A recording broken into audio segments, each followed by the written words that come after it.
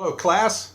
Well, you've made it through week one in pretty fine shape and getting ready to move into our team's book just a little more deeply.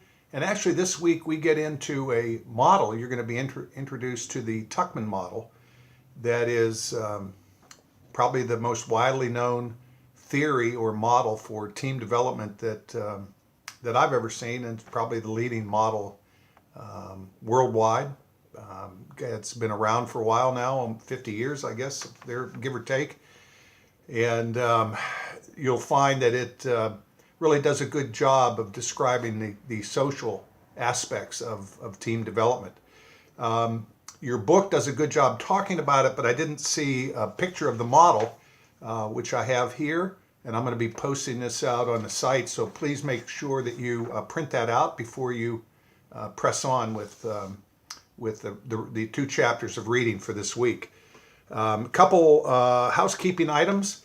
Remember that everything's got due dates, and when things are late, they're late, and so you'll be graded accordingly. It's a combination of content and punctuality, because these courses are so interactive, and it's important that we learn from each other in our discussion forums.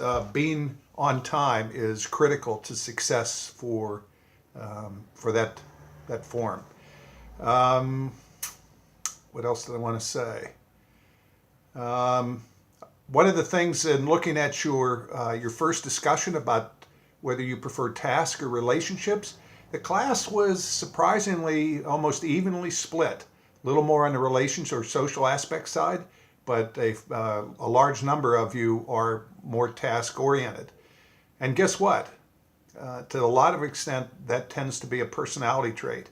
We are either more relationship or more task oriented. And the combination of those two can be very powerful if we manage them. And you'll notice that's one of the reasons that I like, probably everybody else does, why I like the Tuckman model, because you'll see that it's a dual access model with relationships, task and behaviors on our outcomes and behaviors on one side, and task-oriented behaviors and outcomes on another axis. And so only by managing both relationships and task behaviors and outcomes can we actually move to become a high-performing team. It's a great, very succinct model for team development. This might be something you keep in your desk drawer for the rest of your career. As you're forming teams or participating on teams, you might pull this out and actually look to see if you are going through these different components of team development. So you'll get a chance to, in this week's reading, based on your task or relationship orientation, you'll get a chance to see how that plays out. And certainly developing an appreciation for those who have the opposite type of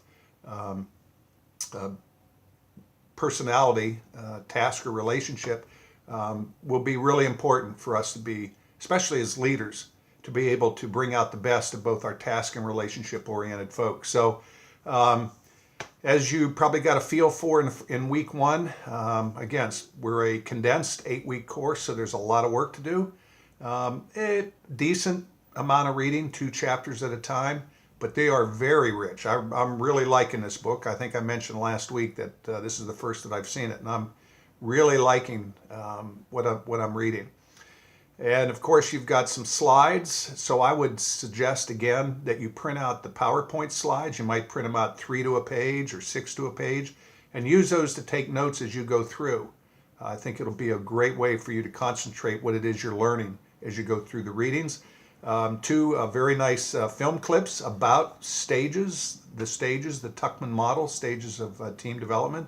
Kind of very clever how one of them's done, but I'll let you to get your arms around that. So that's about it for now. Keep plugging. Again, I know it's a lot of work in 1 week's time.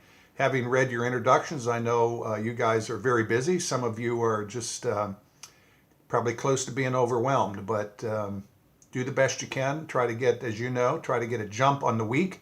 Get busy early, Sunday, Monday, maybe with your reading or whatever it is, because you've got to start posting things by Thursday and your quiz is due by Sunday. So please be on time And but enjoy the work this week.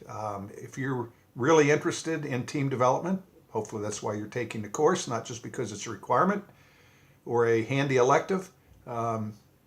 You're going to get deep into it this week. So enjoy it, and I'll be back.